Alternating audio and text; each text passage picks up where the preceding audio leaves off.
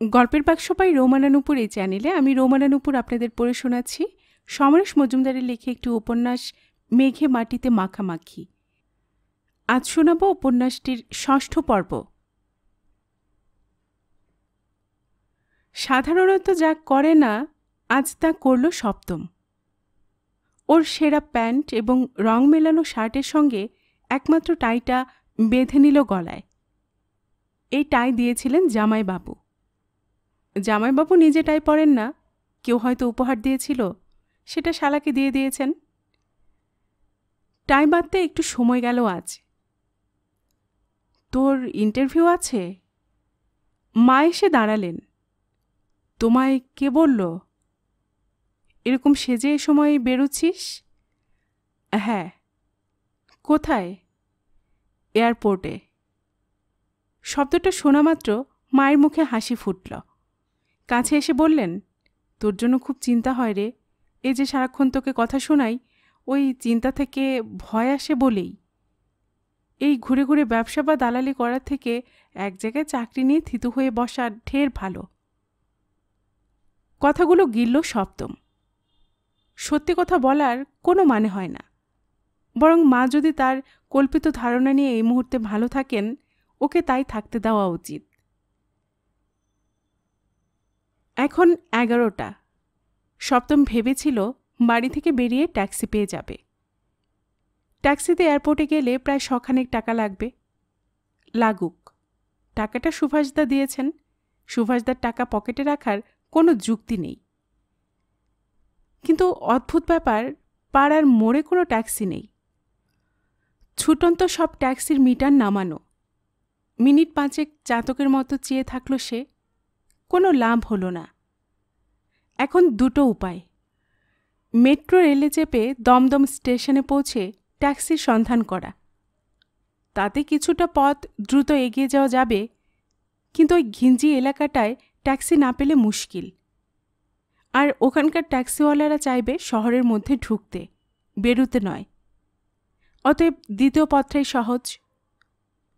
হাতিবাগানের মোড়ে চলে এসে শেয়ারের অটো খুঁজতে লাগল সে। কি আশ্চর্য, অটোগুলোও ভর্তি। এত লোক ভিআইপি রোডে যাচ্ছে।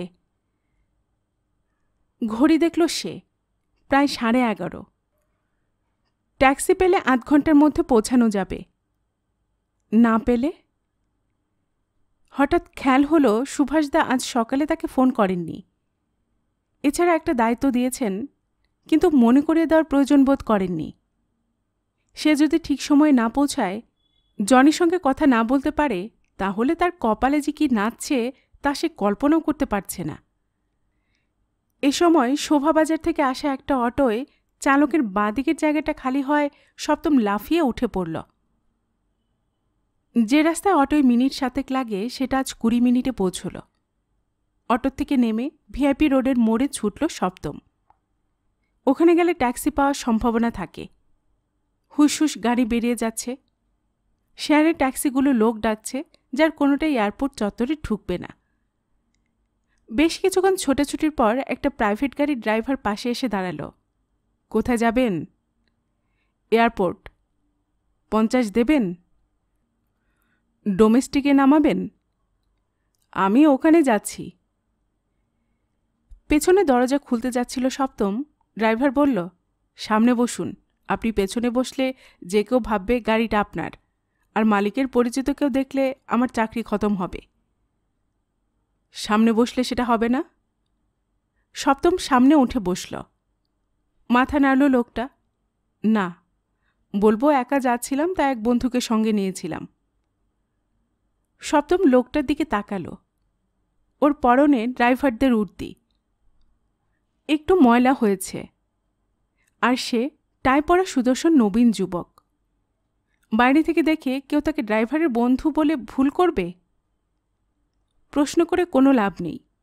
অর্ধেক টাকায় একেবারে খোঁজ জায়গায় পৌঁছানো যাচ্ছে ঠিক সময়ে, এর চেয়ে বড় প্রাপ্তি আর কি হতে পারে? সপ্তম দেখল গাড়িটা চলেছে ভিআইপি রোডের বাঁ ধার ঘেঁষে, এবং যাবতীয় গাড়ি ওদের ওভারটেক করে শো শো শব্দে ছুটে যাচ্ছে। লেকটাউনের কাছে এসে সে না বলে পারল না, আপনার গাড়ি কি স্পিড নেয় না? নেবে না কেন? জোরে গাড়ি চালাতে মালিকের নিষেধ আছে। আপনার মালিক কি দেখতে পাবেন? এ কি বলছেন আপনি? গতির চেয়ে জীবন দামি, তা জানেন না? আমার মালিক বলেছেন, জোরে চালিয়ে তুমি হয়তো মিনিট 5 আগে পৌঁছবে, কিন্তু তার জন্য তোমার জীবন চলে যেতে পারে। যে ধীরে এবং ঠিকঠাক যায় সেই লাভবান হয়। ড্রাইভার বলল। খুব রাগ হয়ে গেল সপ্তমের। শেষ পর্যন্ত সে বলেই ফেলল, তা আপনি যে আমার কাছ থেকে টাকা নেবেন 1-8টা নয়, 50 টাকা। এ ব্যাপারে মালিক কি বলেছেন? দেখুন, আমি আমার মালিককে ঠকাচ্ছি না। তার তেল পুড়িয়ে আপনাকে অন্য কোথাও পৌঁছে দিয়ে টাকা কামাচ্ছি না। ওকে আনতে আমাকে এয়ারপোর্টে যেতে হচ্ছে। সেই যাওয়ার পথে আপনার উপকার করে দিচ্ছি বলে আপনি আমাকে টাকা দিচ্ছেন। এমনকি যে সিটে উনি বসেন সেখানেও আপনাকে বসতে দেইনি আমি, ঠিক কি না? ড্রাইভার জিজ্ঞাসা করল। আপনার মালিক কি করেন? ব্যবসা। কিসের ব্যবসা? এত আমি জানি না, অন্যের ব্যাপারে নাক গলাতে আমি চাই না। গাড়ি ভিআইপি রোড ছেড়ে এয়ারপোর্টের রাস্তায় ঢুকল। নেতাজি সুভাষচন্দ্র বসু বিমানবন্দর যখন কয়েক মিনিটের মধ্যে, তখন হঠাৎ পুলিশের গাড়ি রাস্তা আটকাল। একজন অফিসার দ্রুত এগিয়ে এসে হুকুম করলেন, এই নেমে আয়। কি হচ্ছে স্যার? ড্রাইভার অবাক। সেটা থানায় গিয়ে শুনবি। একে? অফিসার সপ্তমীর দিকে তাকালো। আমার এয়ারপোর্টে কাজ আছে, ট্যাক্সি পাচ্ছিলাম না, ইনি লিফট দিচ্ছেন। ওসব থানায় গিয়ে বলবেন। নামুন। গাড়ি থেকে নেমে সপ্তম অফিসারের কাছে গেল। কি ব্যাপার বলুন তো? এর মালিককে অ্যারেস্ট করা হয়েছে। লোকটা বিশাল বেআইনি জুয়ার বুক চালাত। বোম্বে দিল্লি হাতের মুঠোয়। বোম্বের ফ্লাইটে নিয়ে আসা হচ্ছে। কিন্তু আমি তো এদের সঙ্গে জড়িত নই। সেটা থানায় গিয়ে বলবেন। অফিসার, আমি নির্দোষ। সুভাষদার কাজে আমি এসেছি। সুভাষদা? সপ্তম পরিচয় দিতেই ভদ্রলোক নড়ে উঠলেন। কি নাম আপনার? সপ্তম চ্যাটার্জি। ঠিক আছে, আপনি চলে যান। সপ্তম আর দাঁড়ালো না, দ্রুত হাঁটতে লাগলো সে এয়ারপোর্টে পৌঁছানোর জন্য। থাক, টাকা থাক, এই টাকা আমার নয়। ভেতরে ঢোকার টিকিট কাটার সময় মনে মনে বলল সপ্তম। তারপরে চারপাশে তাকালো। না, কোনো চেনা মানুষ নেই। আজ খুব কপাল ভালো, তাই সুভাষদার নামেই কাজ হয়ে গেল। নইলে কোনো এক আন্তর্জাতিক জুয়ারির গাড়িতে বসে থাকার জন্য তাকে থানায় এবং শেষে হাজতে যেতে হতো। যে জুয়া খেলার ব্যবসা পরিচালনা করে তাকেও নিশ্চয়ই জুয়ারি বলা হয়। অথচ ড্রাইভারের কাছে লোকটা সম্পর্কে যেসব তথ্য সে শুনতে বাধ্য হয়েছিল, তার সঙ্গে পুলিশের ধরা অপরাধীর কোনো মিল থাকতে পারে না। যে লোকটা বেঁচে থাকতে পছন্দ করে বলে গাড়ি ধীরে চালাতে বাধ্য করেছে ড্রাইভারকে, সে অন্যদিকে এতটা বেপরোয়া হয় কি করে? এই হিসাবটা বোধ হয় কোনো দিন মিলবে না। কিন্তু পুলিশ আজ হঠাৎ ওর ব্যবসার কথা জানতে পেরে গ্রেপ্তার করল। এতদিন জানতে পারেনি, তা কি হয়? এয়ারপোর্টের ভেতরে ঢুকল সপ্তম। বাঁদিকের ঘেরাটোপ ডিঙোতে প্লেনের টিকিট থাকা দরকার। সে সোজা সামনের সিঁড়ি বেয়ে উঠে এলো দোতলায়। শীতাতপ নিয়ন্ত্রিত রেস্টুরেন্টের দরজা ঠেলে ভেতরে ঢুকতেই মিষ্টি বাজনা কানে এলো। পার্ক স্ট্রিটের যে কোনো দামি রেস্তোরাঁর চেয়ে পরিবেশ খারাপ নয়। চারপাশে তাকিয়ে একটা কোণায় চলে এলো সে। আরাম করে বসে লক্ষ্য করল কেউ তাকে দেখছে কিনা। এত বড় রেস্টুরেন্টে এ সময় মাত্র জনাছয়েক লোক বসে। সম্ভবত এখন কোনো বিমান ছাড়ছে না। এই 6 জন নিজেদের মধ্যে কথা বলছে। তাকে নিয়ে ওদের কোনো দুশ্চিন্তা নেই। এ সময় সে লোকটাকে দেখতে পেল। হন্তদন্ত হয়ে ঢুকে চারপাশে তাকাচ্ছে। তারপর তাকে দেখতে পেয়ে সোজা এগিয়ে এলো। আমার যদি খুব ভুল না হয়, কি যেন নাম? সপ্তম। ইয়েস, সপ্তম। আমাকে চিনতে পারা যাচ্ছে? হ্যাঁ, সুভাষদার ওখানে দেখেছি। গুড। পৃথিবীতে এত চেনা মুখ যে সব মুখ মনে রাখা মুশকিল। আপনাকে দেখলে মনে থাকবে। কেন? হোয়াই? আপনাকে অনেকটা কমল মিত্রের মতো দেখতে। কমল মিত্র? Retired DC? না, অভিনেতা। ওহো, থ্যাংক ইউ। চলুন। কোথায়? সামনেই, গাড়ির মধ্যে বসে কথা বলবেন। না তো, সুভাষদা আমাকে বলেছিলেন রেস্টুরেন্টেই কথা বলতে। সঙ্গে সঙ্গে ভদ্রলোক মোবাইলের বোতাম টিপলেন। ফিসফিস করে কিছু বলে যন্ত্রটা এগিয়ে ধরলেন সপ্তমের দিকে। হ্যালো বলা মাত্র সপ্তম শুনতে পেল সুভাষদার গলা। যা বলছে তাই করো। তারপরে মোবাইলের স্ক্রিনে কল অ্যাডেড লেখাটা ফুটে উঠল। যন্ত্রটা ফেরত দিয়ে লোকটিকে অনুসরণ করল সপ্তম। একে সুভাষদা অফিসার বলে ডাকছিলেন। লোকটা কী ধরনের এবং কোথাকার অফিসার তা জানে না সপ্তম। শটান এয়ারপোর্টের বাইরে চলে এলেন অফিসার। আশেপাশে তাকে ইশারা করলেন সপ্তমকে। ওরা যখন গাড়ির রাস্তা পার হয়ে পার্কিংয়ের দিকে যাচ্ছে তখন উল্টো দিক থেকে আসা এক ভদ্রলোক দাঁড়িয়ে গেলেন। Good afternoon sir. অফিসার মাথা নাড়লেন। পরে ফোন করবেন, এখন ব্যস্ত আছি। কিন্তু স্যার, আমার কাজটা হয়নি। বললাম তো পরে ফোন করবেন। অফিসার আর দাঁড়ালেন না। পার্কিংয়ের কাছে এসে সপ্তমকে বললেন, সোজা এগিয়ে যান ভাই, মিস্টার জনির ড্রাইভার আপনাকে খুঁজে নেবে। তার মানে বুঝলাম না। বাঙালিদের এই হলো মহাদোষ, ইশারায় বুঝতে পারে না। মিস্টার জনি নিরাপত্তার কারণে গাড়িতে বসে আপনার সঙ্গে কথা বলবেন। যান, এগোন। অফিসার বেশ জোরে বললেন। বলির পাঠা আজকাল বেশি দেখা যায় না। দেখতে চাইলে ধর্মস্থানে যেতে হয়। কিন্তু খাঁচা থেকে মুরগি বের করে জবাই করতে 2-4 পা হাঁটলেই দেখা যায়। নিজেকে মুরগি বলে মনে হচ্ছিল তার। নিজের ওপরই রাগ বাড়ছিল। দুপাশে গাড়ির সারি, ড্রাইভাররা এদিক ওদিকে, উড়ে আসা যাত্রীদের জন্য অপেক্ষা করছে। স্যার, সপ্তম লোকটাকে দেখল। পরনের ড্রাইভারের পোশাক, নেপালি। সপ্তম মাথা নাড়ল। আপ কিসি সে মিলনে মাংতা? হ্যাঁ। কোন ভেজা? সুভাষদা। আইয়ে। লোকটা তাকে নিয়ে গেল একেবারে পেছনের গাড়ির সারির শেষ প্রান্তে। সেখানে একটা সুমো দাঁড়িয়ে আছে। কাছে পৌঁছানো মাত্র 2 লোক সুমোর থেকে বেরিয়ে এসে সপ্তমের কোমর, প্যান্টের পকেট ইত্যাদিতে হাত দিয়ে দেখে নিল কোনো অস্ত্র আছে কিনা।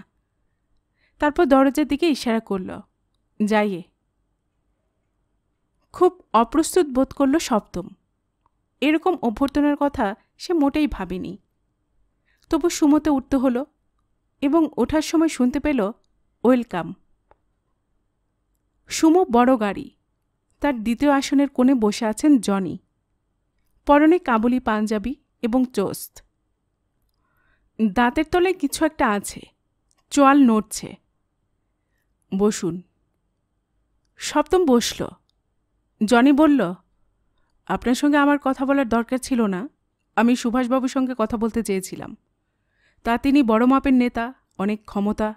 আমার মতো সামান্য মানুষের সঙ্গে নিজে কথা বলতে চাননি, আপনাকে পাঠিয়েছেন।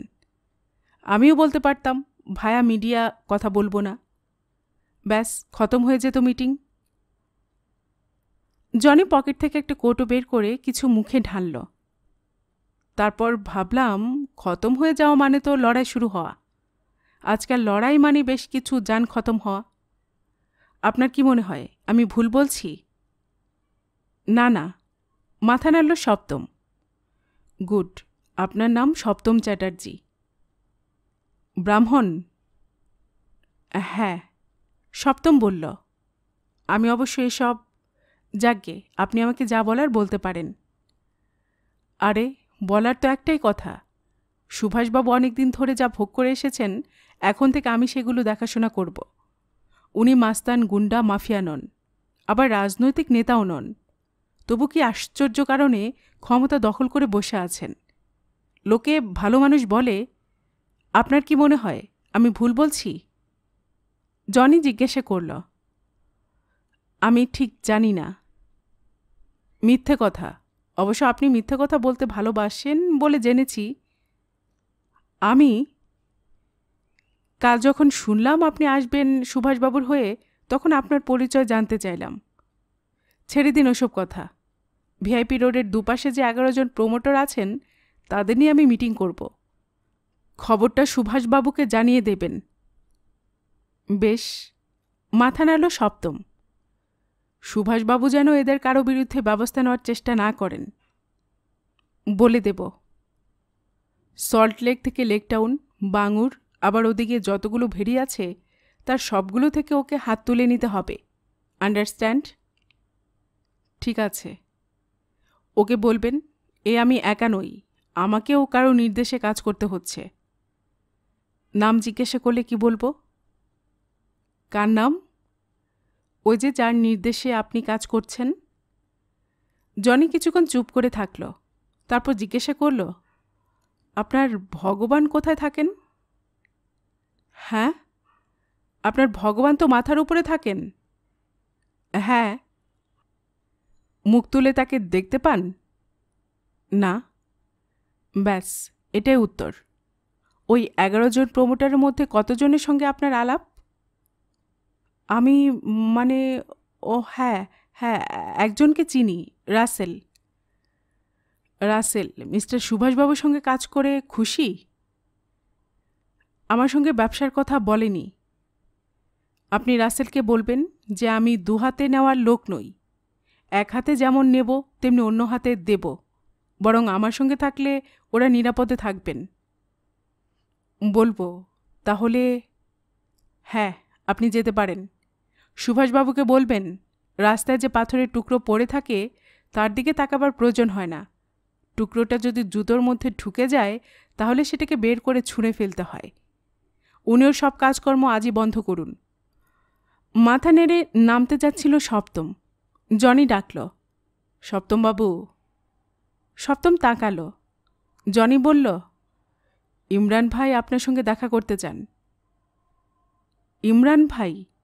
সপ্তম অবাক। যার পার্স আপনি ট্যাক্সিতে খুঁজে পেয়েছিলেন? ও, কিন্তু তিনি তো এখন বাইরে আছেন। আপনি রশিদ ভাইয়ের সঙ্গে দেখা করুন। আপনি এসব কথা জানলেন কি করে? চোখ বন্ধ করে মাথা নাড়ল জনি, যেন সে কিছুই জানে না। তারপর বলল, দুনিয়ার সমস্ত মানুষকে আমি 2 ভাগে ভাগ করি, 1 বন্ধু, 2 শত্রু। আপনি সুভাষবাবুর চামচাগিরি ছেড়ে দিন। আপনাকে আমরা বন্ধু বলে ভাবার চেষ্টা করব। আসুন। হনহন করে ট্যাক্সি স্ট্যান্ডে চলে এলো সপ্তম। এখানে আসার আগে সে স্থির করেছিল এই শেষ, এদের সঙ্গে, সুভাষদার সঙ্গে আর কোনো সম্পর্ক রাখবে না। না, তাকে পালাতে হবে। প্রিপেড কাউন্টার থেকে ট্যাক্সি না নিলে এয়ারপোর্টে বেশ ঝামেলায় পড়তে হয়। দাঁড়ানো ট্যাক্সিওয়ালারা মোটা লাভ করার চেষ্টা করে। সপ্তম ভাবছিল এখন কোথায় যাবে। সুভাষদা কালকের জায়গায় থাকবেন এমন কথা বলেছিলেন কিনা মনে পড়ছিল না। এই সময় সে মাধবিকাকে দেখতে পেল। পার্কিং এলাকা থেকে বেরিয়ে এয়ারপোর্ট বিল্ডিংয়ের দিকে আসছে। দূর থেকে তাকে দেখতে পেয়ে মাধবিকা হাত নেড়ে কাছে এসে খুশি খুশি মুখ নিয়ে বলল, তুমি? দাঁড়িয়ে আছি। সপ্তম হাসল। আমার জন্য? আশ্চর্য, তুমি কি করে জানলে এই সময় আমি এয়ারপোর্টে আসব? বলার সময় ওর মুখে বেশ তৃপ্তির ছাপ স্পষ্ট হলো। দেখতে পেল সপ্তম। স্বপ্নে? মানে? মাথা কাত করে তাকালো মাধবিকা।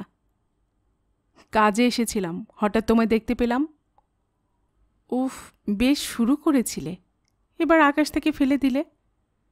মুখ ভার মাধবিকার। মানে? আর একটু মিথ্যে বলে কি এমন অসুবিধে হতো?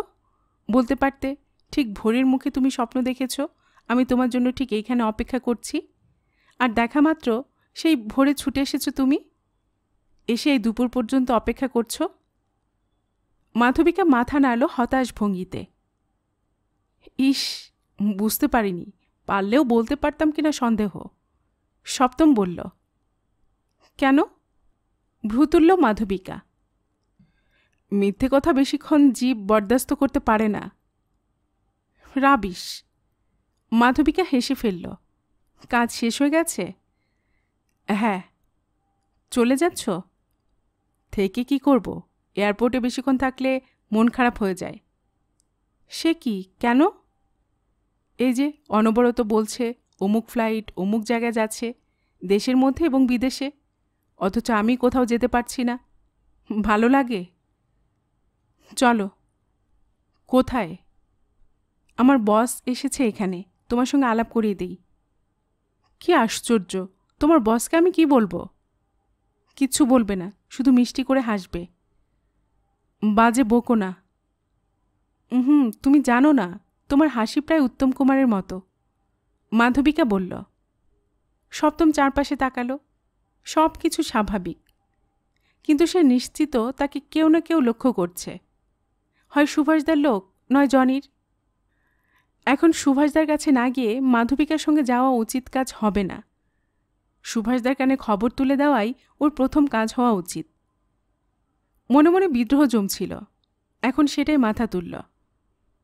সপ্তম স্থির করল, সে যখন কারো কেনা গোলাম নয়, তাই আধ ঘন্টা বাদে যাওয়ার স্বাধীনতা তার নিশ্চয় আছে।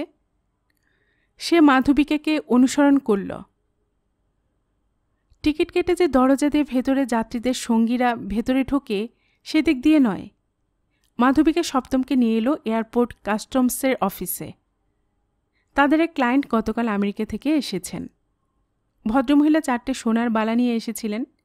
এক একটার ওজন 3 ভরি। সাকুল্যে 60,000 টাকার নিচে দাম। তিনি ওই বালাগুলো পরে গ্রিন চ্যানেল দিয়ে বেরিয়ে আসছিলেন। কাস্টমস অফিসার তাকে আটকায়। ভদ্রমহিলার সঙ্গে ডিউটি ফ্রি শপ থেকে কেনা 2 বোতল হুইস্কি ছিল। প্রথমে সেটা চাওয়া হয়। তিনি দিতে অস্বীকার করলে ওর একটা বোতল এবং সোনার বালাগুলো সিজ করে তাকে ছেড়ে দেয় ওরা।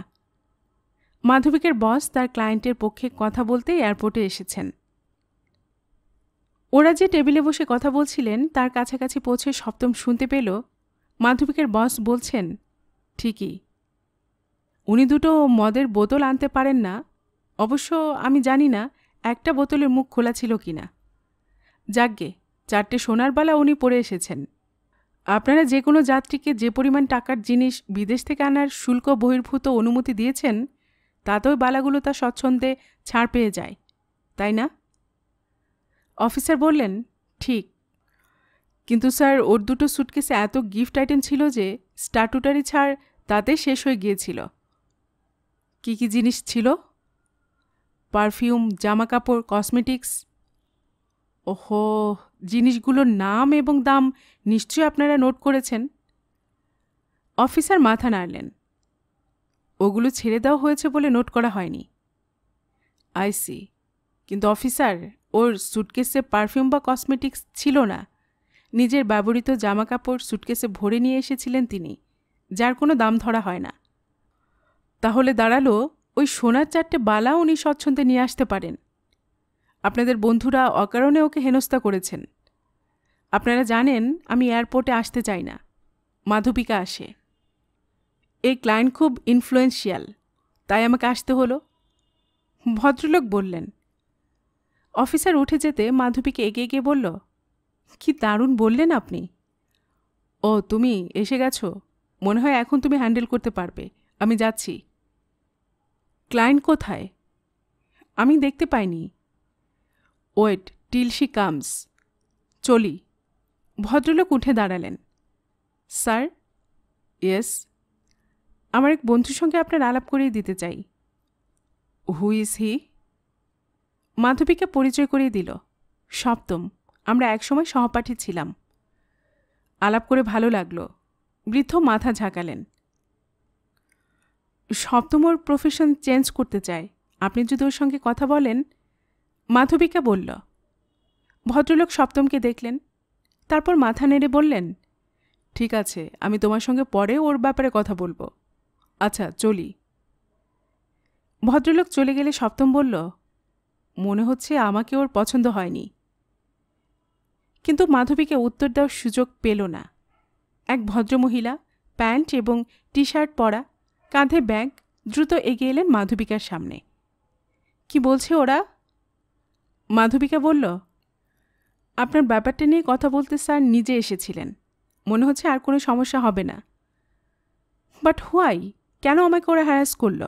I must get that explanation. আমি খুবই দুঃখিত মিসেস রায়, যা হওয়ার হয়ে গেছে, এ নিয়ে আর কথা বাড়িয়ে কোনো লাভ নেই। আপনি আসুন আমার সঙ্গে, বলে ঘুরে দাঁড়ালো মাধবিকা। সপ্তম, তুমি কি ঘণ্টাখানেক অপেক্ষা করতে পারবে? আমি অবশ্য বেশি চাপ দিচ্ছি না মাধবিকা, তার মধ্যে আমাকে একটা জায়গায় পৌঁছতে হবে। দেন ডু ওয়ান থিং, তুমি আমাকে বিকেলে ফোন করো মোবাইলে। ব্যাগ খুলে একটা কার্ড বের করে এগিয়ে দিল সে। আমার মোবাইল নাম্বার বদলে গেছে। ঠিক আছে। সপ্তম বেরিয়ে এলো। খানিকটা এগোতেই মারুতি ভ্যানটা এসে পাশে দাঁড়ালো। রাসেলের গলা কানে এলো, চটপট উঠে পড়ুন। আরে আপনি এখানে? খোলা দরজাতে শরীর গলিয়ে দিল সে। আপনার দেখছি ভাগ্য বেশ ভালো। কীরকম? এখানে এসে খুব সুন্দর একজন মহিলার সঙ্গ পেয়ে গেলেন।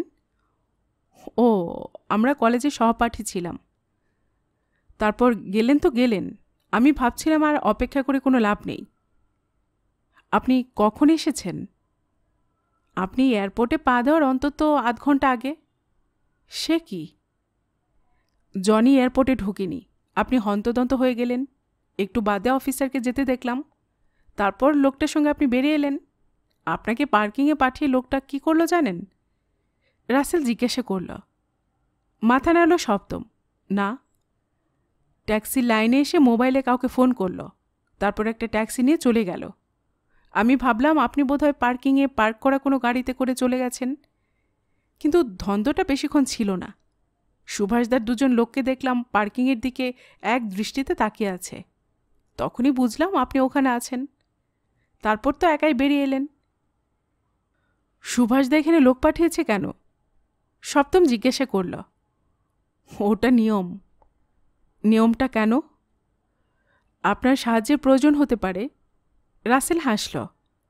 যাকগে, জনির সঙ্গে আপনার কথাবার্তা খোলা আকাশের নিচে হলো? হ্যাঁ। গাড়ি ততক্ষণে এয়ারপোর্ট চত্বর থেকে বেরিয়ে ভিআইপি রোডের কাছে এসে গেছে। সপ্তম বলল, রাসেল, আপনাদের বস বদল হচ্ছে। তাই? কি আর হবে, হয় গরম তেল নয় উনুনের আগুন। রাসেল বলল, কিছু করার নেই, যা ঘটবে তা মানতে হবে। সপ্তম রাসেলের দিকে তাকালো। সরকার বদল হলে বা না হলে সাধারণ মানুষকে এভাবে মেনে নিতে হয়। কিছুক্ষণ চালাবার পর রাসেল জিজ্ঞাসা করল, আপনি তো এখন সুভাষদার কাছে যাবেন? হ্যাঁ, রিপোর্ট দিলে আমার কাজ শেষ। সপ্তম বলল, ব্যাপারটা যদি অত সহজ হয় আমি খুব খুশি হব। তার মানে? এই মিটিংয়ের পর আপনার গুরুত্ব অনেক বেড়ে গেছে সপ্তম। এখন জনি আপনাকে চেনে, সুভাষদা তো বটেই, হয়তো পুলিশের রেকর্ডে আপনার নাম উঠে গেছে। পুলিশের রেকর্ডে? পুলিশকে তো অত বোকা ভাবার কারণ নেই। হঠাৎ শহরে মাস্তান রাজের পালাবদল হচ্ছে আর তারা খোঁজখবর রাখবেন না, তা কি হয়? জনির উপর নিশ্চয়ই তারা একটা চোখ রাখছেন। আর আপনি জনির সঙ্গে দেখা করতে গিয়েছিলেন, এমন হতে পারে ওই অফিসারই এই খবর দিয়েছেন। সপ্তমের খুব অস্বস্তি হচ্ছিল। সে একবার ভাবল রাসেলকে বিশ্বাস করা যায়, অন্তত এখন পর্যন্ত রাসেল তাকে সাহায্য করে গেছে। কিন্তু রশিদের ব্যাপারটা বলা কি ঠিক হবে? তাছাড়া সে আর এসবের মধ্যে থাকতেই চাইছে না। বিকেলবেলায় মাধবিকাকে ফোন করে বলবে তাকে যদি ওর বস কোনো কাজের দায়িত্ব দিয়ে কলকাতার বাইরে পাঠিয়ে দেন তাহলে খুব ভালো হয়। সে জিজ্ঞাসা করল, আপনি কি সুভাষদার প্রতি অনুগত থাকবেন? বুঝলাম না। জনি এবং সুভাষদার ধন্দে আপনি কোন পক্ষ নেবেন? রাসেল হাসল। জবাব দেব না। সুভাষদার বিরুদ্ধে আপনার তো অভিযোগ আছে? প্রচুর। যে 11 জন প্রমোটারের কথা বলা হচ্ছে তাদের কজন আপনার মতে মত দেবেন? সবাই। তাহলে? ওই তো প্রথমেই বললাম, যার হাতে ক্ষমতা থাকবে আমরা তার দলে। যদি জনি ক্ষমতায় আসে তাহলে তার বিরুদ্ধেও মনে অভিযোগ জমবে, কিন্তু এখনকার মতো তখনও ওগুলো হজম করে থাকতে হবে। রাসেল এবার গম্ভীর গলায় বলল, আপনি জনির সঙ্গে দেখা করবেন? এখনই নয়, আরও 24 ঘন্টা অপেক্ষা করার পর বলতে পারবো। কেন? হাওয়া বদলের ইঙ্গিত পাওয়া যাচ্ছে, তবে ইঙ্গিত মানেই শেষ পর্যন্ত সেটা সত্যি হবে কিনা তা বলা যাচ্ছে না। আপনি নিশ্চয় জানেন না, আজ ভোরে স্টেডিয়ামের কাছ থেকে পুলিশ 4 জনকে গ্রেফতার করতে গিয়ে মৃত অবস্থায় পেয়েছে। এই 4 জনের নাম পুলিশের খাতায় ছিল, কিন্তু তাদের খোঁজ পাওয়া যাচ্ছিল না। ভোরের একটু আগে উড়ো ফোনে পুলিশ জানতে পারে ওরা কোথায় আছে, কিন্তু পৌঁছাবার আগেই মাথা বাড়ালো রাসেল। এরা সুভাষদার হয়ে কাজ করত, বুঝতে পারছেন? যাকগে, এসে গেছি। গাড়ি ভিআইপি রোড থেকে নিচে নামালো রাসেল। গাড়ি থামিয়ে রাসেলকে নামতে দেখে সপ্তম জিজ্ঞাসা করল, আপনি আমার সঙ্গে যাবেন? হ্যাঁ, কেন? আপনার আপত্তি আছে? না না, কিন্তু সুভাষদা তো জানতে চাইবেন কোথায় দেখা হলো। না, চাইবেন না, কারণ সুভাষদা আমাকে ফোন করে বলেছেন এয়ারপোর্টের বাইরে আপনার জন্য অপেক্ষা করতে, তেমন কিছু হলে ওকে খবর দিতে। রাসেল হাঁটা শুরু করল। কি আশ্চর্য, আপনি কথাটা বলেননি? অবাক হলো সপ্তম। তার মানে? আমি ভেবেছিলাম আপনি নিজের থেকে আমার জন্য গিয়েছেন। রাসেল জবাব দিল না, কিন্তু মন খিঁচড়ে গেল সপ্তমের। তাহলে মুখে যাই বলুক, রাসেল আদপে সুভাষদারই লোক, অথচ এলাকাটা একই, কিন্তু যে বাড়িতে আগের দিন সুভাষদা ছিলেন আজ সে বাড়িতে তাকে নিয়ে গেল না রাসেল। 4 তলা বাড়ির দোতলার ফ্ল্যাটে সুভাষদা এমন ভঙ্গিতে বসেছিলেন যেন ওটা তারই জায়গা। বললেন, এসো এসো, বসো। রাসেল অন্যদিকে চলে যেতে সুভাষদার সামনে বসল সপ্তম। কোনো গোলমাল করেনি তো? না। কি ঘটেছে এবং বলেছে তার ডিটেলসে বলো। অতএব এয়ারপোর্ট রেস্টুরেন্ট থেকে অফিসারের সঙ্গে বের হওয়া থেকে জনির সঙ্গে কথা শেষ করা পর্যন্ত যা যা হয়েছিল এবং শুনেছিল তা খুলে বলল সপ্তম। শুধু জনি, রশিদের এবং ইমরান রহমানের প্রসঙ্গে যা বলেছিল তা উচ্চারণ করল না। সুভাষদা হাসলেন। বাহ, খুব ভালো প্রস্তাব। তুমি বলে এলে না কেন? সুভাষদা গুন্ডা মস্তান নয়, আপনি স্বচ্ছন্দে যা খুশি করতে পারেন, তিনি বাধা দেবেন না। অবাক হয়ে তাকালো সপ্তম। আপনি ওকে জায়গা ছেড়ে দেবেন? তোমার মতো অকাল কুষ্মাণ্ডদের সংখ্যা যে এত বেড়ে গেছে তা আগে জানতাম না। আজ যখন বুঝতে পারছি তখন সব ছেড়ে ছুড়ে সন্ন্যাসী হয়ে যাওয়াই ভালো। আমি করো না। একটা ফালতু লোক তোমার সামনে বসে আমাকে শাসালো আর তুমি তা মুখ বুজে শুনে এলে? ওয়ার্থলেস। মুখ বিকৃত করলেন সুভাষদা। কিন্তু আপনি তো বলেছিলেন লোকটা যা বলবে তা চুপচাপ শুনে আসতে। আমি বলেছিলাম? হ্যাঁ, রাসেল ছিলেন, ওকে জিজ্ঞাসা করুন। আমি কি বলেছি তা রাসেলকে জিজ্ঞাসা করে জানতে হবে? আর হ্যাঁ, যদি বলেও থাকি তাহলে নিশ্চয় বলিনি কেউ তোমাকে লাথিঘুষি মারলেও চুপচাপ ফিরে আসবে। না, তা বলেননি।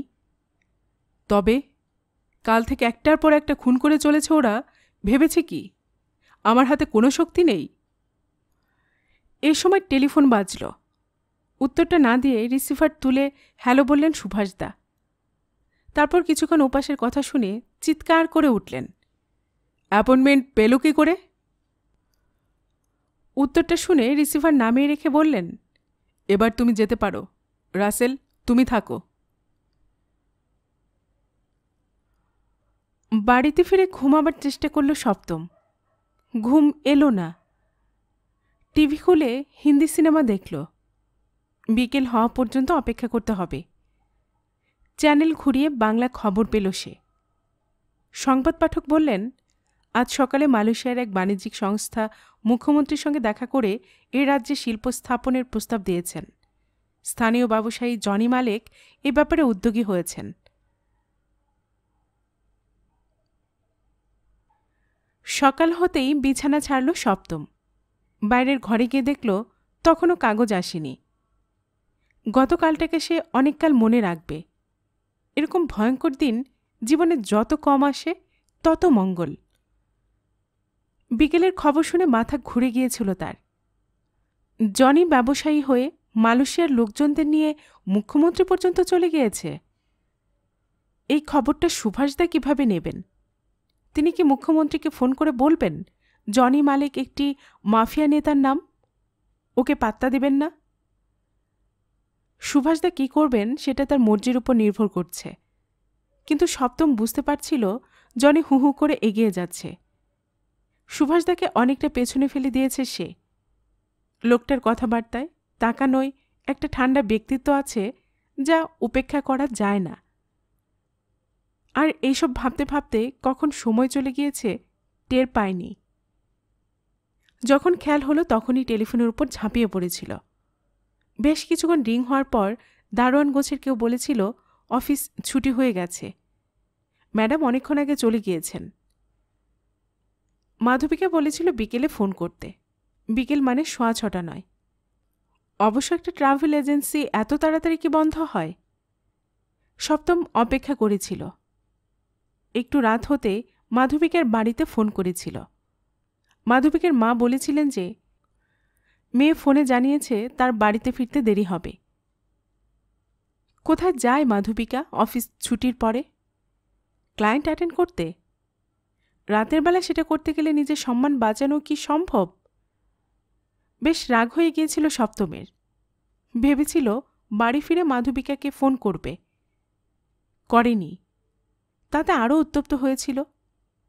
ঠিক করেছিল যে আর নিজে থেকে ওকে ফোন করবে না।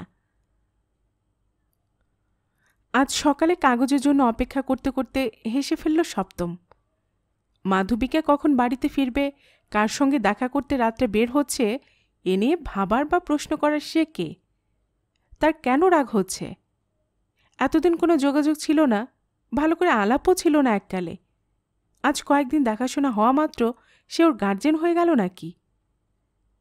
রাগ দেখে চুপ করে বসে থাকা মানে তো নিজের ক্ষতি করা। মাধবীকে ওর বসকে তার জন্য চাকরির কথা বলেছে। কজন বলে? কাগজ এলো, যা ভেবেছিল তাই। প্রথম পাতায় বেশ বড় ছবি ছাপা হয়েছে। মুখ্যমন্ত্রীর সঙ্গে মালয়েশিয়ার বাণিজ্যিক প্রতিনিধি দলের পাশে বসে আছেন পুরোদস্তুর স্যুট পরে ভারতীয় শিল্পপতি। বিস্তারিত খবর পড়ল সপ্তম। প্রতিনিধি দলটি প্রস্তাব দিয়েছে ফারাক্কা থেকে কোচবিহার পর্যন্ত ওরা রাস্তা বানিয়ে দেবে। হাইওয়েতে যাওয়া আসার পথে 4টি করে লেন থাকবে। এই পথ তৈরি করতে গেলে ফারাক্কা থেকে শিলিগুড়ি মাত্র 3 ঘন্টায় যাওয়া যাবে। এই হাইওয়ের 50-60 কিলোমিটার অন্তর অন্তর রেস্তোরাঁ এবং রেস্টরুমের ব্যবস্থা থাকবে, যেখানে হাইওয়ে থেকে বেরিয়ে যেতে হবে। জমি অধিগ্রহণের দায়িত্ব যদি সরকার নেয় তাহলে হাইওয়ের নির্মাণ খরচ তারাই বহন করবে। এই খরচ আগামী 50 বছর ধরে তারা টোল ট্যাক্সের মাধ্যমে তুলবে। শুধু পুলিশ, মিলিটারি এবং মন্ত্রীদের গাড়ি টোল ট্যাক্সের আওতায় পড়বে না। মুখ্যমন্ত্রী প্রস্তাবটি বিবেচনা করে দেখবেন বলে প্রতিশ্রুতি দিয়েছেন। এই ধরনের উদ্যোগ নেওয়ার জন্য তিনি জনি মালিককে ধন্যবাদ দিয়েছেন। প্রতিনিধি দলটি অনুরোধ করেছে আগামী 7 দিনের মধ্যে মুখ্যমন্ত্রী যদি প্রাথমিক মতামত জানিয়ে দেন তাহলে তাদের পক্ষে প্রস্তুতি নিতে সুবিধা হবে। সপ্তম অবাক। জনি মালিক বলে যে মানুষটা ছবি ছাপা হয়েছে তাকে কাল সে দেখেনি। তাহলে কি অন্য কাউকে জনি সাজিয়ে তার সঙ্গে দেখা করতে পাঠানো হয়েছিল? একেবারে ভুল বোঝানো হয়েছিল সবাইকে। কাল দুপুরে দেখা লোকটার সঙ্গে কাগজে বক্তব্য রাখা শিল্পপতির চেহারার কোনো মিল নেই। সপ্তম স্পষ্ট বুঝতে পারছিল সুভাষদাকে যাকে বলে হ্যাকে মারা, তাই মারতে চলেছে জনি মালিক। সে কাগজের নিচের দিকে চোখ রাখতেই চমকে উঠল। একদিনে কলকাতার উত্তর পূর্ব অঞ্চলের 8 জন তোলাবাজ এবং মাস্তান নিহত হয়েছে। পুলিশের সন্দেহ ওরা নিজেদের মধ্যে মারপিট করে মারা গিয়েছে। এই 8 জনের মাত্র 2 জন মুসলমান, বাকিটা হিন্দু, অবাঙালি হিন্দু। হঠাৎ এতগুলো সমাজবিরোধী একসঙ্গে মারা পড়ল কেন তা পুলিশ ভেবে পাচ্ছে না। কিন্তু এলাকার লোকরা খুশি হয়েছে। তারা ভাবছে এর ফলে শান্তি ফিরে আসবে। চা খেয়ে মাধবীকাকে ফোন করল সপ্তম। মাধবীকাই ফোন ধরল। কি ব্যাপার, কাল বিকেলে টেলিফোন করলে না কেন? করেছিলাম, তখন তুমি বেরিয়ে গেছো। ধুর, আমি বেরিয়েছি 6টার একটু আগে, তখন নিশ্চয়ই বিকেল নয়। বাড়িতেও করেছিলাম, তোমার ফেরার ঠিক ছিল না। স্বাভাবিক। মাধবীকে গম্ভীর হল। তাছাড়া অফিসের ব্যাপার নিয়ে বাড়িতে কথা বলা পছন্দ করি না। ওহো সরি, তাহলে অফিসে ফোন করব? ঠিক আছে, করেই ফেলেছ যখন। শোনো, তুমি ঠিক 12টায় তোমার একটা বায়োডাটা নিয়ে আমার অফিসে চলে এসো। রাখছি। মাধবিকের গলা কাট কাট। ফোন রেখে দিল সে। সপ্তমের একটুও ভালো লাগছিল না। কদিন মাধবিকার সঙ্গে কথা বলে ওকে বন্ধু বলে মনে হয়েছিল। আজ কাজের প্রসঙ্গ ওঠায় ওর গলায় কোনো বন্ধুত্ব নেই। সপ্তমের মনে হলো ওই ট্রাভেল এজেন্সিতে চাকরির জন্য গেলে হয়তো মাধবিকা তার বস হবে। মাধবিকার অধীনে চাকরি করতে কি তার ভালো লাগবে? অসন্তুষ্ট হলে মাধবিকা তার সঙ্গে নিশ্চয়ই মধুর ব্যবহার করবে না। তাহলে জ্যোতি দত্তের ফোন এলো। খুব ক্ষেপে গিয়েছেন ভদ্রলোক। কি ভেবেছ বলো তো? এটা কি ছেলে খেলা? কথাবার্তা নেই, দিনের পর দিন ডুব মেরে আছো। কাজটা করতে ইচ্ছে না হয় তো স্পষ্ট বলে দাও। আমাকে ঝুলিয়ে কি ভালো হচ্ছে? জ্যোতিদা, আমি এত ঝামেলায় আছি। তাহলে তুমি তোমার ঝামেলা নিয়ে থাকো, আমি অন্য লোক দেখি। হঠাৎ রাগ হয়ে গেল সপ্তমের। তাই দেখুন, আপনার কাছে কাজ করা মানে তো ওর কাছে গিয়ে হাত কচলে তেল মারা। ওটার পোষাচ্ছে না। তাই বড় কিছু পেয়েছ মনে হচ্ছে। ঠিক আছে, সুভাষ তোমাকে পাঠিয়েছিল বলে এক কথায় রাজি হয়েছিলাম। তাকে জানিয়ে দেব তোমার সিদ্ধান্তের কথা। জ্যোতি দত্ত ফোন রেখে দিয়েছিল। মনটা খারাপ হয়ে গেল। হ্যাঁ, ক্লায়েন্টদের কাছে গিয়ে চাটুকারিতা করতে হতো ঠিক। অনেক জায়গায় ক্লায়েন্টদের ব্যবহারে বেশ অপমানিত হতে হয়েছে তাকে। নিজেকে খুব ছোট মনে হতো সে সময়। কিন্তু তা সত্ত্বেও মাস গেলে 4-5 হাজার টাকা তো আসে। এটা তাকে কে দেবে? স্রেফ মেজাজ খারাপ ছিল বলে সে জ্যোতি দত্তকে ওইভাবে কথা বলেছে। তাছাড়া জ্যোতি দত্তের কথা বলার ধরনটা খুব ভালো ছিল না। সবসময় লাঠি ঘোড়ান ভদ্রলোক। বেশ করেছে সে মুখের উপর না বলে দিয়ে। সপ্তম ঠিক করল মাধবিকের অফিসে যাবে। ঠিক 12টার সময় মাধবিকার অফিসে পৌঁছে গেল সপ্তম। তার সঞ্চয়ে যেসব পোশাক ছিল তার সেরা শার্ট প্যান্ট পরে এসেছে সে। তাকে দেখামাত্র মাধবিকার চোখে যে প্রশংসা ফুটল তা বুঝতে অসুবিধা হল না সপ্তমের। চেয়ার ছেড়ে উঠে দাঁড়ালো মাধবিকা। চলো, আগে বসের সঙ্গে কথা বলিয়ে দিই। ইনি এই সংস্থার মালিক। ফাঁকিবাজি একদম বরদাস্ত করতে পারেন না। এয়ারপোর্টে দেখা সেই প্রবীণ ভদ্রলোক কম্পিউটারের সামনে বসেছিলেন। ওদের ঢুকতে দেখে উঠে দাঁড়ালেন। এসো। তারপর নিজের টেবিলে গিয়ে বসলেন। স্যার, এর নাম সপ্তম। বুঝতে পেরেছি। ভদ্রলোক হাত বাড়ালেন। বায়োডাটা? সপ্তম একটা খাম এগিয়ে দিল। সেটা খুলে কাগজ বের করে চোখ বোলালেন ভদ্রলোক। তারপর বললেন, আপনি তো কখনো ট্রাভেল এজেন্সিতে কাজ করেননি। আমরা আপনার কাছ থেকে এক্ষেত্রে কীরকম কাজ আশা করতে পারি? এর উত্তর আমি আপনাকে 3 মাস পরে দিতে পারব, সপ্তম বলল। ভদ্রলোক অবাক হয়ে তাকালেন। এই 3 মাসে আমি কাজটা কতটা পিক আপ করতে পেরেছি তা বুঝতে পারব। ভালো উত্তর। এই 3 মাস আপনি সম্মান দক্ষিণা হিসেবে কি আশা করছেন? সেটা আপনি যা বিবেচনা করবেন। নো, মাধবিকা রেফার না করলে আমি আপনার সঙ্গে কথাই বলতাম না। আমাদের যেসব কাজ টেকনিক্যাল তার কোনোটাই আপনি জানেন না। ঠিক আছে, আমি 3 মাস পরে এ ব্যাপারে কথা বলবো। বাহ, ভালো উত্তর। এই 3 মাস আপনার ট্রাভেলিং অ্যালাউন্স হিসেবে মাসে 3000 করে দিতে পারি। আপনার যা করণীয় তা মাধবিকা বুঝিয়ে দেবে। আপনাকে রিপোর্ট করতে হবে ওর কাছে। আশা করি 3 মাস পরে আপনার সঙ্গে আনন্দিত হয়ে কথা বলতে পারব।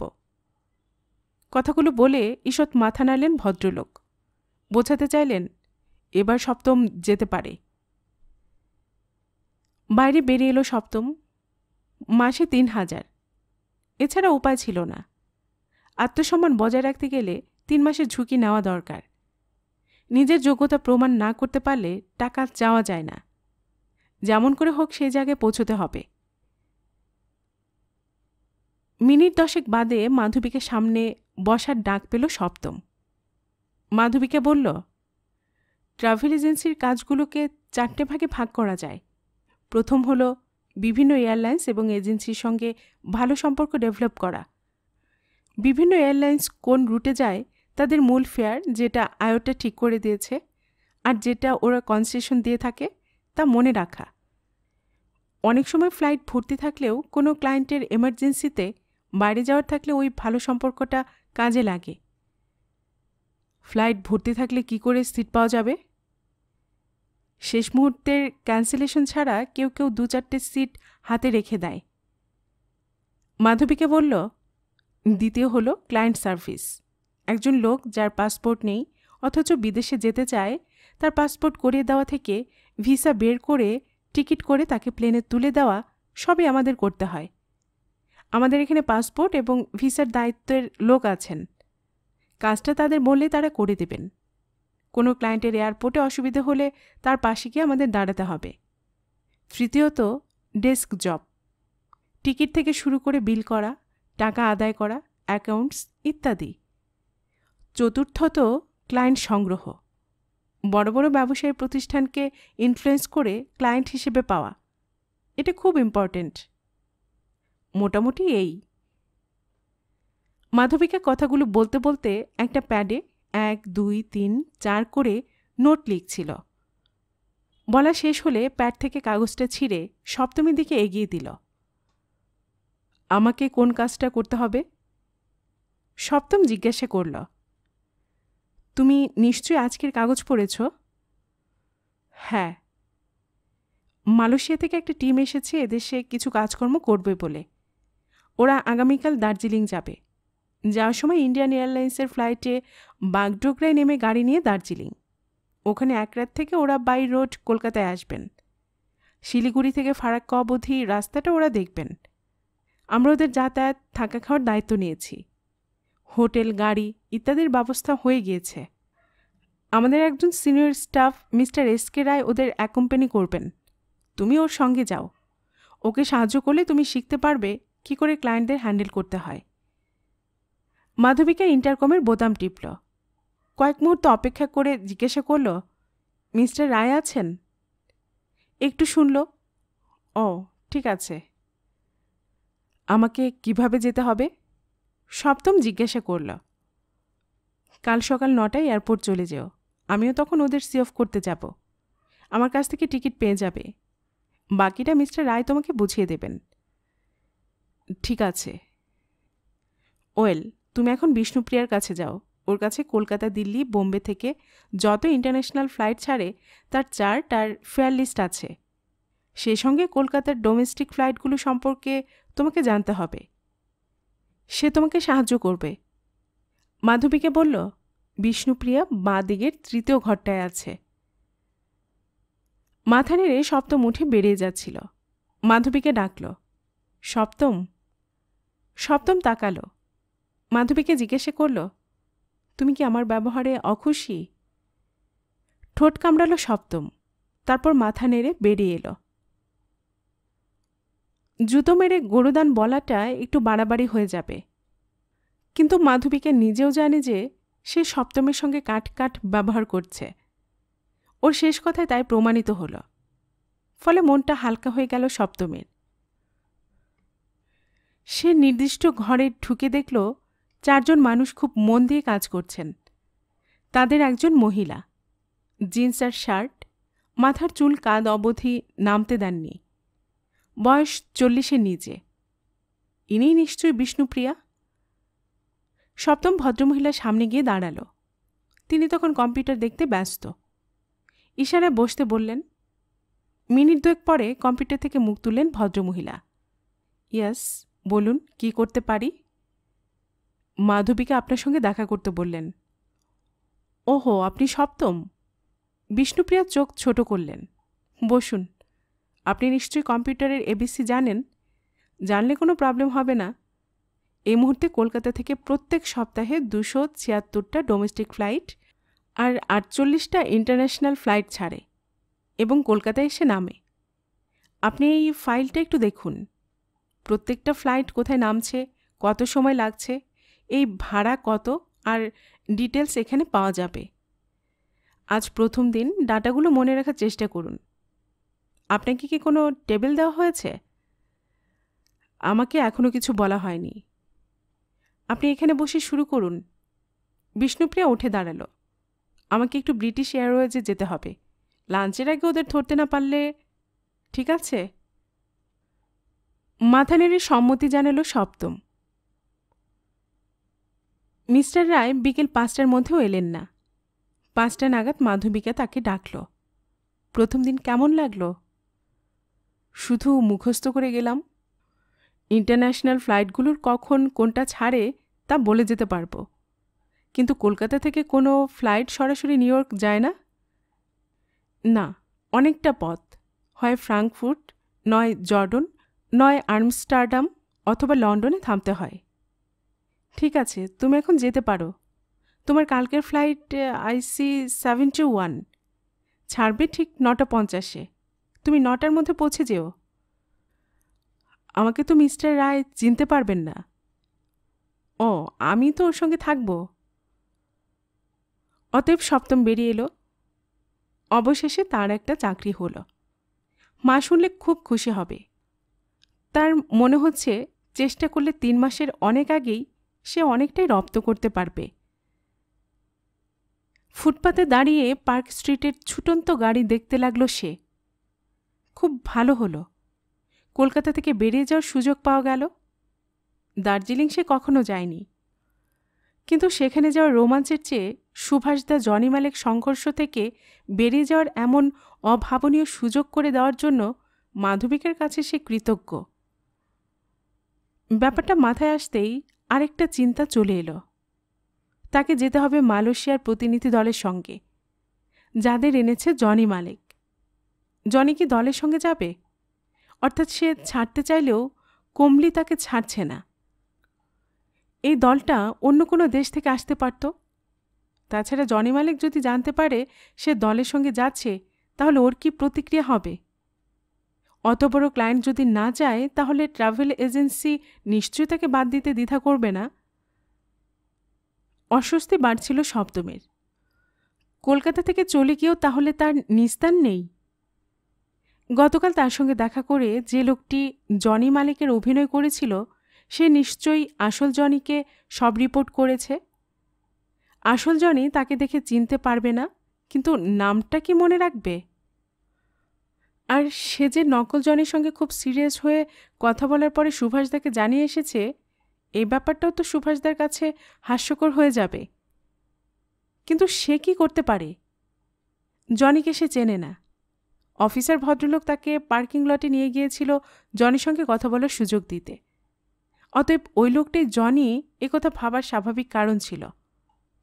জনির ডামি পাঠিয়ে সুভাষদাকে অপমান করলে তার কিছু করা থাকছে না। কিন্তু ওই ডামি জনি তাকে বলেছিল রশিদের সঙ্গে দেখা করতে। সে যদি দেখা না করে, তাহলে প্রয়োজনটা ওদের হলে ওরাই চলে আসবে তার বাড়িতে। সপ্তমের মনে হলো জটিলতা বাড়তে দেওয়া উচিত নয়। রশিদ কি বলতে চায় শুনে আজকেই সব সম্পর্ক শেষ করা উচিত। রশিদের বাড়িতে হেঁটে চলে এলো সপ্তম। সন্ডামার্কা একটা লোক তাকে জিজ্ঞাসা করল কি চায়। রশিদের কথা বলতে নাম জেনে লোকটা কাউকে ডেকে বলল খবরটা দিতে। মিনিট 3 বাদে সেই লোকটা বেরিয়ে আসতে চিনতে পারল সপ্তম। একে সে দেখেছিল এর আগের দিন। লোকটা তাকে ইশারা করল অনুসরণ করতে।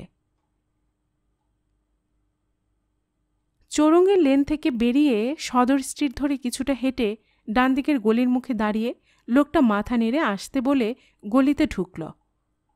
ভিখিরি চেহারার সাদা বিদেশি ও বিদেশিনীরা জড়াজড়ি করে হেঁটে যাচ্ছে আশেপাশে। একটা বাড়ির পাশে দরজা দিয়ে লোকটা ঢুকতেই আরেকটা লোক তাকে জিজ্ঞাসা করল কিছু।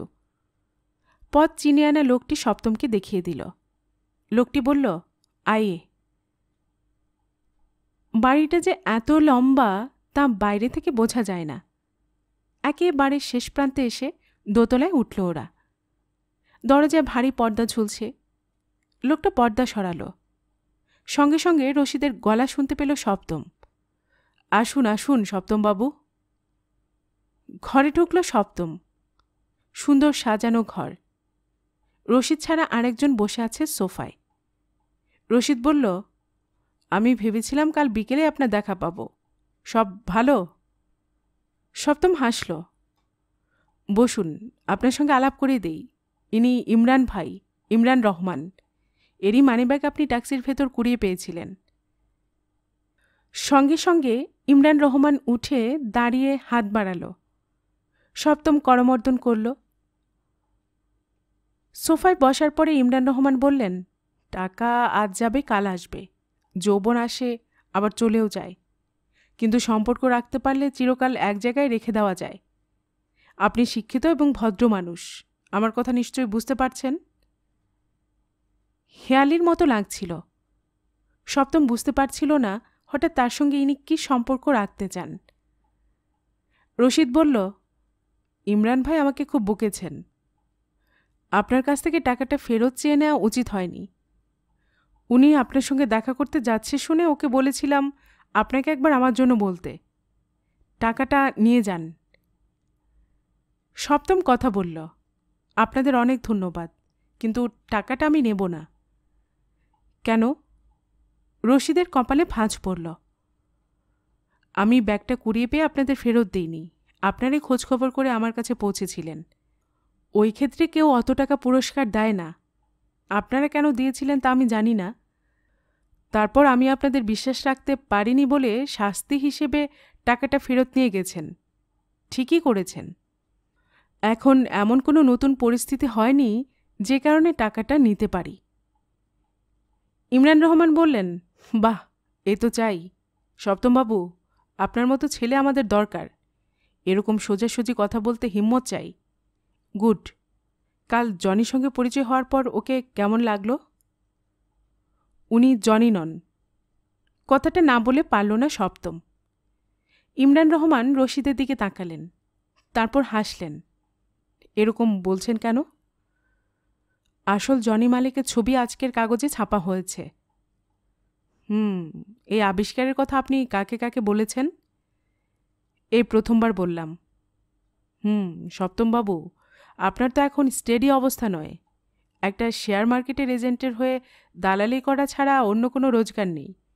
আপনি আমাদের সঙ্গে চলে আসুন, টাকা পয়সা নিয়ে আপনাকে আর ভাবতে হবে না। ইমরান রহমান বললেন,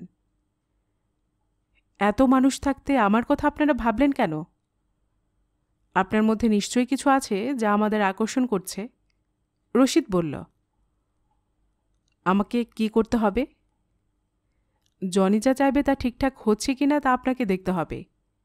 রশিদ বলল, আমাকে একটু ভাবতে দিন। রশিদ কিছু বলতে যাচ্ছিল, কিন্তু ইমরান রহমান বাধা দিল, না না, ওকে সময় দাও। বুদ্ধিমান লোকেরা পা বাড়াবার আগে পথটা দেখে নেয়। আমাদের এমন লোক দরকার। কিন্তু সপ্তমবাবু, একটা অনুরোধ। কাল যে জনি আপনার সঙ্গে কথা বলেনি, এ খবরটা বাইরে না বলাই ভালো। বেশ। সপ্তম উঠে দাঁড়াল। রশিদ জিজ্ঞাসা করল, আপনার কাছ থেকে কবে খবর পাব? আমি কাল বাইরে যাচ্ছি, হয়তো দিন 7 পরে ফিরব। তারপর? সপ্তম বাইরে বেরিয়ে এলো। এদের সঙ্গে সামনে সামনে কথা বলতে পেরে তার ভালো লাগছিল। এক কথায় ওদের টাকার প্রস্তাব ফিরিয়ে দিয়ে এখন একটুও খারাপ লাগছে না। ওরা নিশ্চয়ই বুঝবে সে ফেকলু নয়। কিন্তু ওরা কেন আবার তাকে জড়াতে চাইছে? সে তো অতি সাধারণ ছেলে। আজ অবধি কারো গালে একটাও চড় মারার সাহস অর্জন করেনি। তাহলে? কিন্তু এই লোকগুলো করছেটা কি? দুবাইয়ের সঙ্গে সরাসরি সংযোগ এদের। জনি মালিক তো দুবাইয়ের নির্বাচন। প্রথম সে শুনেছিল জনি একজন উঠতি মাস্তান, তাকে নির্বাচন করা হয়েছে। আজ কাগজে পড়ল সে শিল্পপতি। মাস্তান কখনো শিল্পপতি হতে পারে না, কিন্তু শিল্পপতির পক্ষে মাস্তানি করা অসম্ভব নয়। কিন্তু একজন বড় মাপের শিল্পপতি মাস্তানি করে কি লাভবান হয়? কত রোজগার হবে? জনি যদি বড় মাপের শিল্পপতি না হয়, তাহলে সে কি করে বিদেশি এক বাণিজ্যিক দলকে সঙ্গে নিয়ে মুখ্যমন্ত্রীর সঙ্গে দেখা করতে পারে? অথচ জনিকে দুবাই থেকে কলকাতার একটি অংশের জন্য নির্বাচন করা হয়েছে কয়েকদিন আগে। সপ্তমের মনে পড়ল আরও 3 জনের কথা, বম্বাস, হায়দার এবং কানাই। ইমরান রহমানের মানিব্যাগের মধ্যে রাখা কাগজে এই 3 জনের নাম জনির সঙ্গে ছিল, কিন্তু ওই 3 জনের নাম এখনও শোনা যাচ্ছে না কেন? তাদের অত্যন্ত জনির পাশাপাশি হওয়ার কথা। ব্যাপারটা বেশ গোলমেলে। সোজা বাড়ি ফিরে এলো সপ্তম। এসে মায়ের কাছে শুনল রাসেল থেকে 2 বার টেলিফোন করেছে, কিন্তু সে ঠিক করল রাসেলকে ফোন করে জানতে চাইবে না কেন সে ফোন করেছে। দরকার হলে রাসেলই আবার করবে। সুভাষ দা, রাসেল, রশিদ কারো সঙ্গে আগামীকাল পর্যন্ত যোগাযোগ করবে না সে। কোনো রকমে কলকাতা থেকে বেরিয়ে যেতে পারলেই সে যেন বেঁচে যাবে, এমন বোধ হচ্ছিল। গল্পের বাক্স বাই রোমানানুপুর এই চ্যানেলে এতক্ষণ আপনাদের পড়ে শোনাচ্ছিলাম সমরেশ মজুমদারের লেখা একটি উপন্যাস মেঘে মাটিতে মাখামাখি। আজ শুনলেন উপন্যাসটির 6ষ্ঠ পর্ব। এরপরে আসছে 7ম পর্ব। আর এতক্ষণ গল্প পাঠে আমি আপনাদের সাথে ছিলাম রোমানানুপুর। আপনারা যারা এই চ্যানেলের গল্প নতুন শুনছেন, আপনাদের সুবিধার্থে একটি বিনীত অনুরোধ, যদি আপনারা আরও এমন গল্প উপন্যাস শুনতে চান তবে নিচে লাল সাবস্ক্রাইব বাটনে একটি ক্লিক করে রাখুন ও একটি লাইক করে রাখুন। এতে এই চ্যানেলের ভিডিওগুলি খুঁজে পেতে আপনাদের সুবিধা হবে। আর পাশে থাকা ঘন্টা বাটনটিও চেপে রাখুন, যাতে নতুন কোনো গল্প দেওয়ার সাথে সাথে আপনাদের কাছে নোটিফিকেশন চলে যায়। সবসময় সবাই খুব ভালো থাকুন, সুস্থ থাকুন ও আনন্দে থাকুন, এই প্রার্থনা রইল।